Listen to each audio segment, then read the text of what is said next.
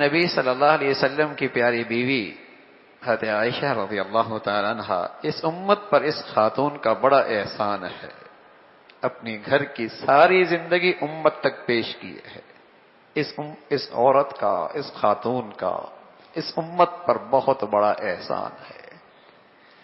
کہ گھریلو زندگی کا سارا علم امت تک جو پہنچا ہے، واسطہ یہ خاتون بنی ہے۔ اگر ہم ان سے پوچھتے ہیں کہ رسول اللہ صلی اللہ علیہ وسلم کی زندگی کیسی تھی جب اکیلے اپنے اہلیہ کے ساتھ، اپنی خواتین کے ساتھ ہوتے تو کیسے رہتے، تو ضرور ہم یہ بات سنیں گے کہ وہ کہیں گے کہ انہ کان اکرم الناس خلقا، اگر کسی کا سب سے اچھا اخلاق دیکھنا ہے تو تم میرے شوہر میں دیکھ سکتے ہو، سب سے اچھے اخلاق والے، بہت کھلی بات کرنے والے، گھر میں جب آتے ضحاکن بسامن، ہنستے مسکراتے، ہنستے مسکراتے۔ بہت سارے لوگ محفلوں میں بڑے ہنساتے بھی ہیں اور ہنستے بھی ہیں، لیکن گھر میں جب جاتے ہیں تو ان کے ماتھے پہ بل ہوتے ہیں، چہرے پہ تیوری ہوتی ہے، اور سمجھتے ہیں اس سے ہمارے مردانگی گھر میں قائم رہے گی، اس سے ہمارا گھر کا روح باقی رہے گا۔ ہاں، مردانگی نہیں ہے، تیوری سے مردانگی کی طرح سے کوئی تعلق نہیں ہے۔ انبیاء علیہ الصلوۃ والسلام کی ایک بہت بڑی سنت ہے تواضع،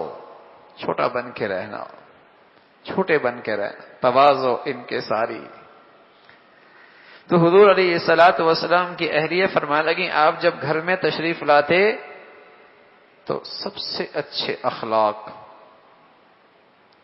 اور ہنستے مسکراتے تشریف لاتے، اور یہ بات کوئی تعجب کی نہیں ہے،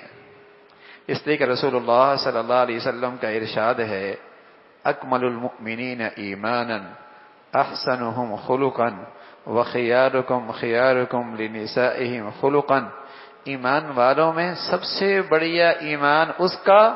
جس کے اخلاق سب سے بڑھیا، اور تم میں سب سے بہتر وہ ہے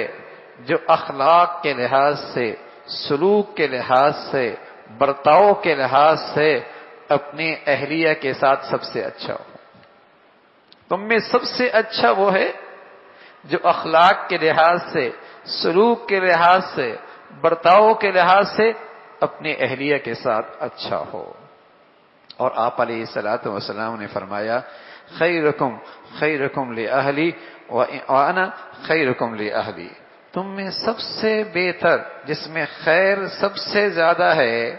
وہ ہے جو اپنے گھر والوں کے ساتھ اچھا برتاؤ کرتا ہے، اور میں اپنے گھر والوں کے لیے سب سے بہتر ہوں۔